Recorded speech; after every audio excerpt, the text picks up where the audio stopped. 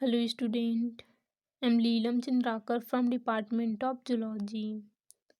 आज की इस लेक्चर में हम मल्टीपल एलील्स के बारे में देखेंगे। तो इसमें हम देखते हैं कि मल्टीपल एलील्स होता क्या है।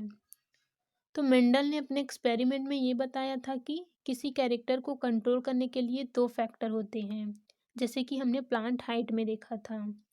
प्लांट हाइट के लिए दो एलील्स होते हैं, एक होता है कैपिटल टी और सेकेंड होता है स्मॉल टी। ठीक है। इसी प्रकार से सेब के लिए जो जीन थे उनके भी दो एलील्स थे, कैपिटल आर स्मॉल आर। ठीक है।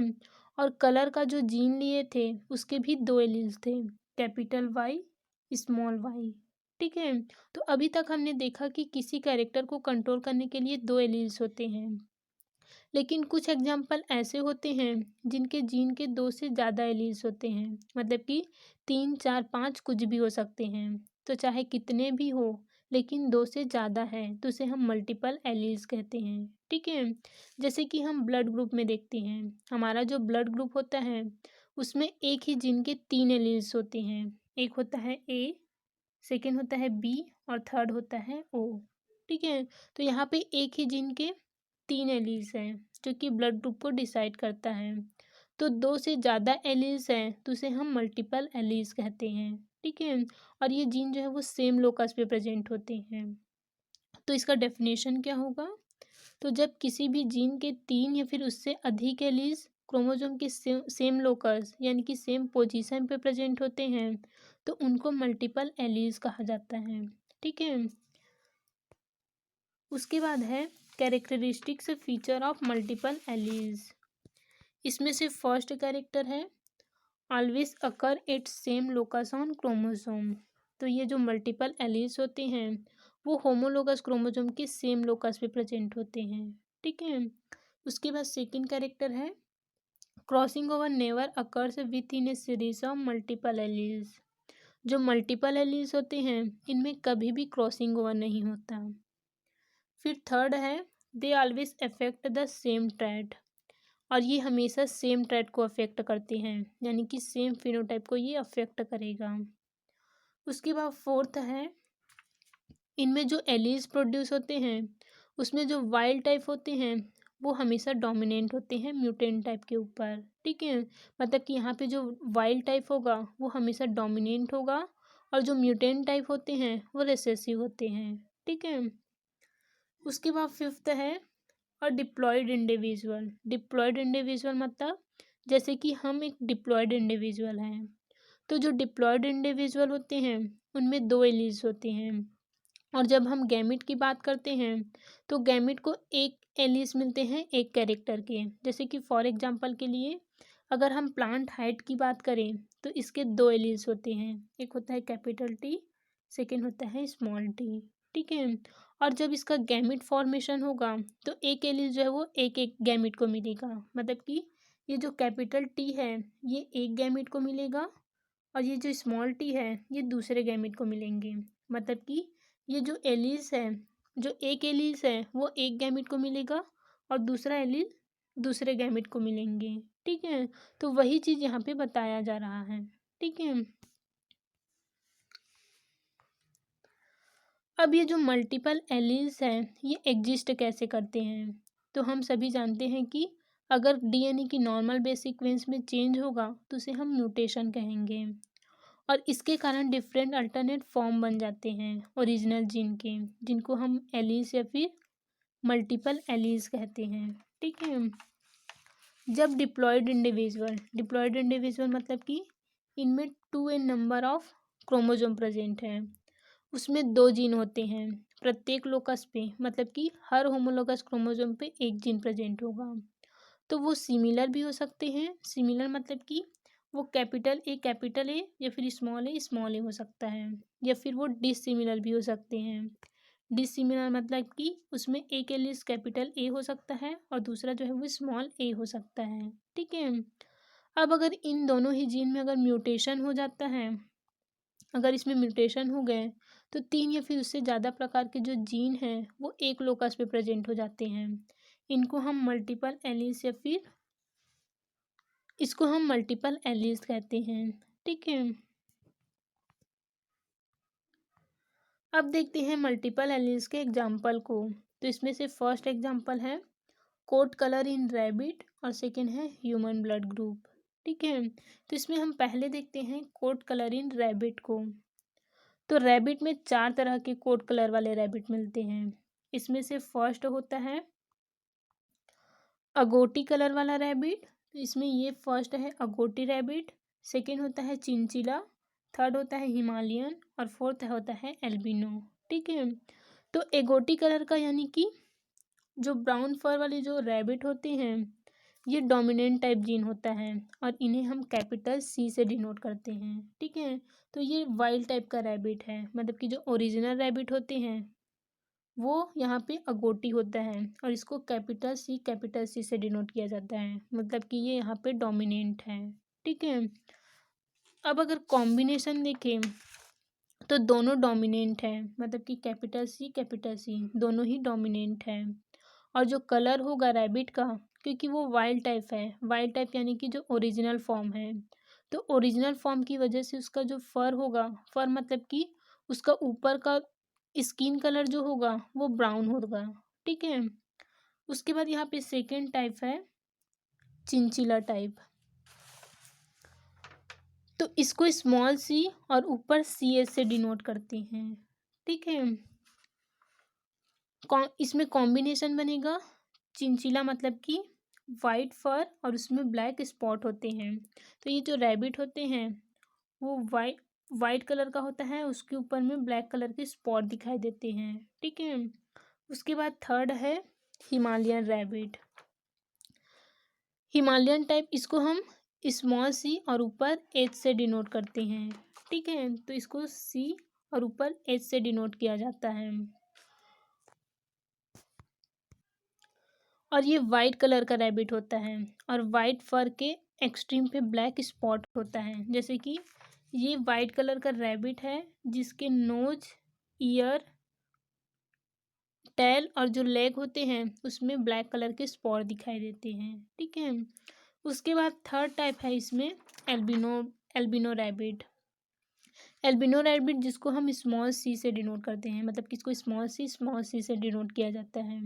और ये वाइट कलर का कोट होता है इसी, और इसकी रेड आइस होती है। ठीक है, अब इसमें आपको पूरा का पूरा वाइट फर दिखेगा, इसमें कोई भी पिगमेंट नहीं होते हैं। ठीक है,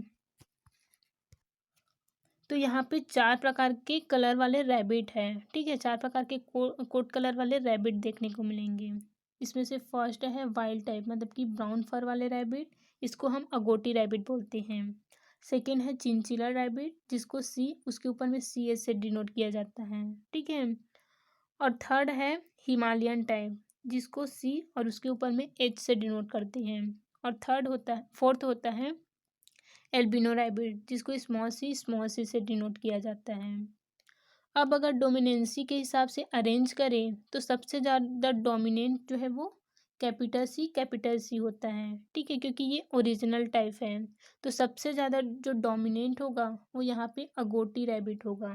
ठीक है, उसके बाद इससे कम डोमिनेंट होते हैं चिंचिला टाइप, उससे कम डोमिनेंट होगा हिमालयन टाइप, और जो स्मॉल सी है, मतलब कि जो एल्बिनो रैबिट है ये रिसेसिव होता है।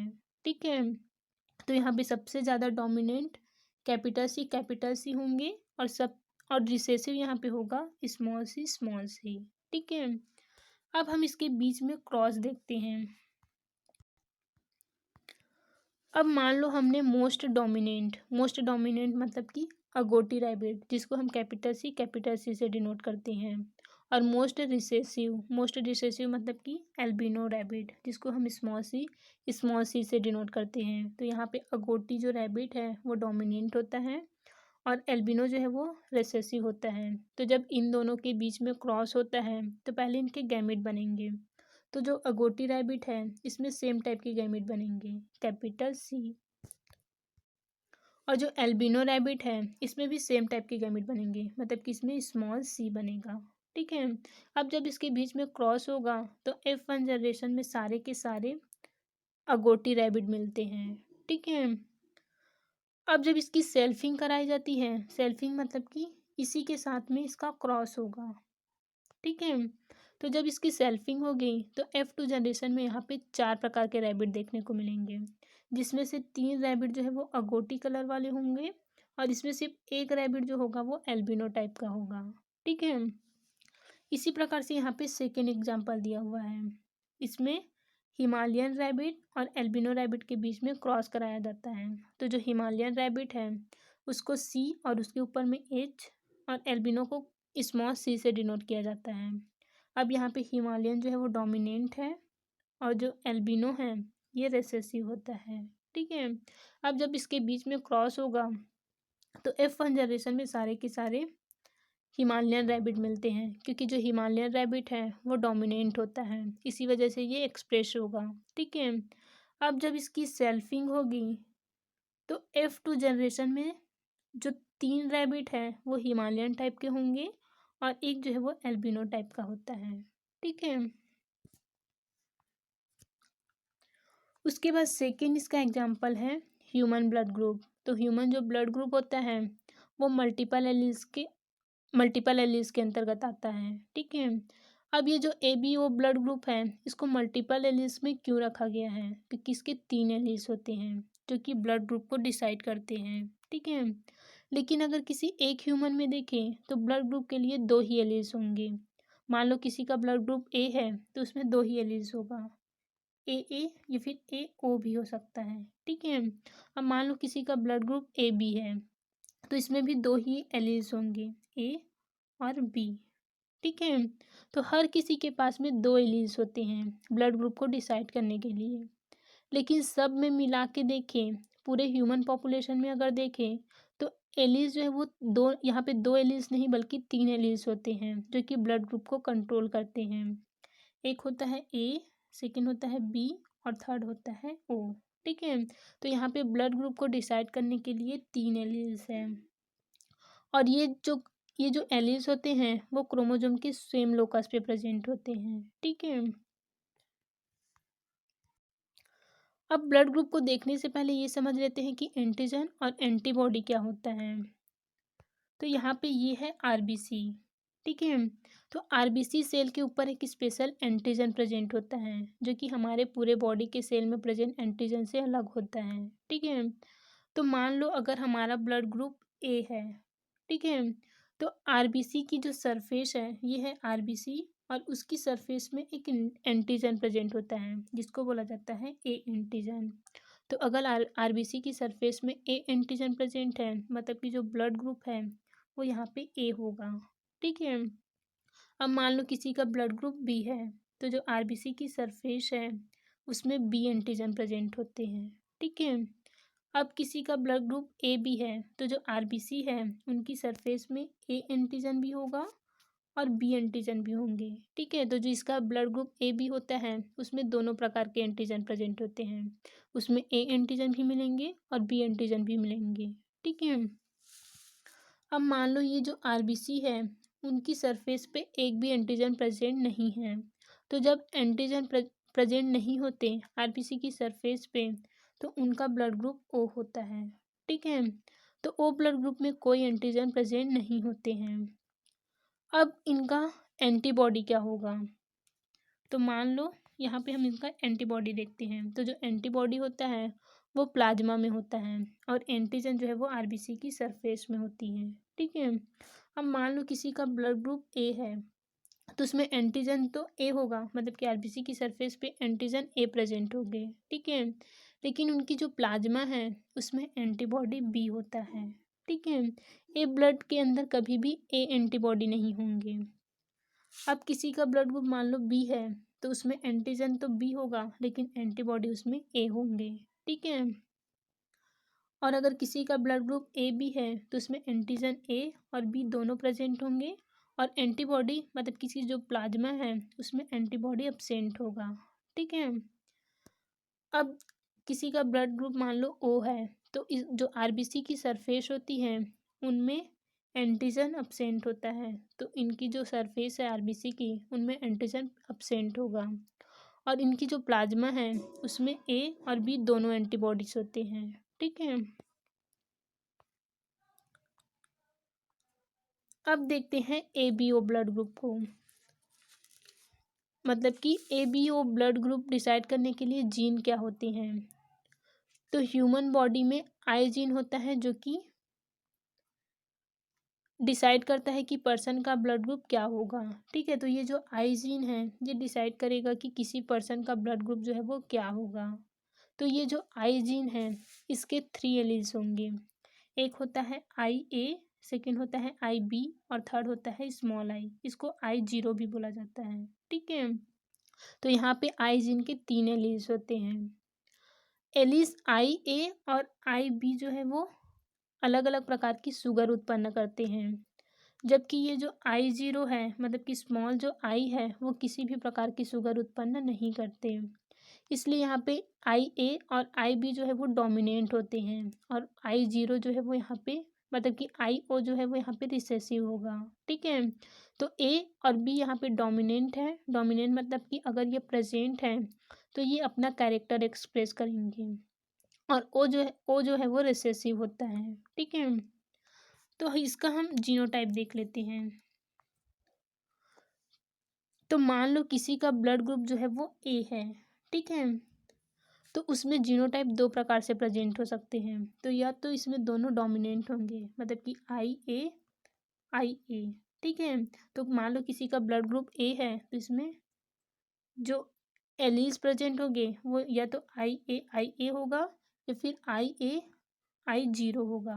ठीक है, क्योंकि यहाँ पे आई जीरो जो है वो रेसेसिव होता है तो ये अपने आप को एक्सप्रेस नहीं कर पाते। ठीक है, और जो आई ए है ये डोमिनेंट है, इसी वजह से ये एक्सप्रेस होगा।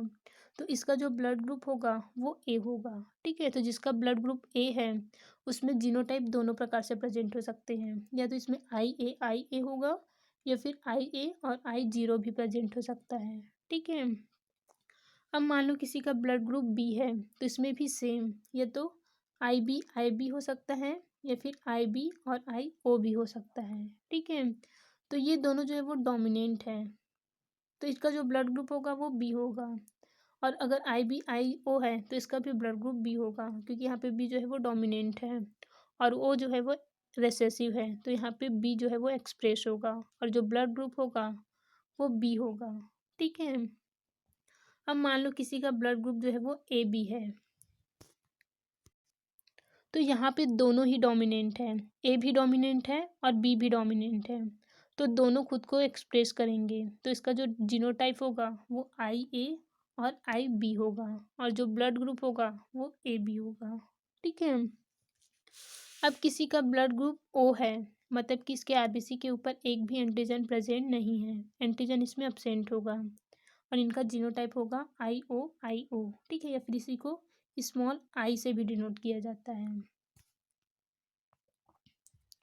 अब हम ये देखेंगे कि अगर फादर का और मदर का ब्लड ग्रुप दिया हो तो बच्चों का ब्लड ग्रुप क्या होगा। तो अब मान लो ये है पेरेंट का ब्लड ग्रुप। ठीक है, इसमें से जो फादर है उसका ब्लड ग्रुप है बी और जो मदर है उसका ब्लड ग्रुप है ए। ठीक है, तो ये जो बी ब्लड ग्रुप है इसमें जो एलील्स है वो दोनों के दोनों बी है, मतलब कि दोनों के दोनों डोमिनेंट है, और मदर का जो एलील्स है इसमें भी दोनों के दोनों डोमिनेंट है। ठीक है, तो जब इसके बीच में क्रॉस होगा तो पहले इसके गैमेट बनेंगे।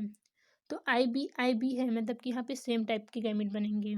ठीक है, तो हमने यहाँ पे एक आई बी ले लिया, यहाँ पे भी सेम टाइप के गैमेट बनेंगे तो यहाँ पे भी हमने एक आई ए ले लिया। ठीक है, अब जब इसके बीच में क्रॉस होगा तो यहाँ पे आई ए आई बी बनेंगे, मतलब कि ऑफ स्प्रिंग का जो ब्लड ग्रुप होगा, बच्चे का जो ब्लड ग्रुप होगा वो ए बी होगा।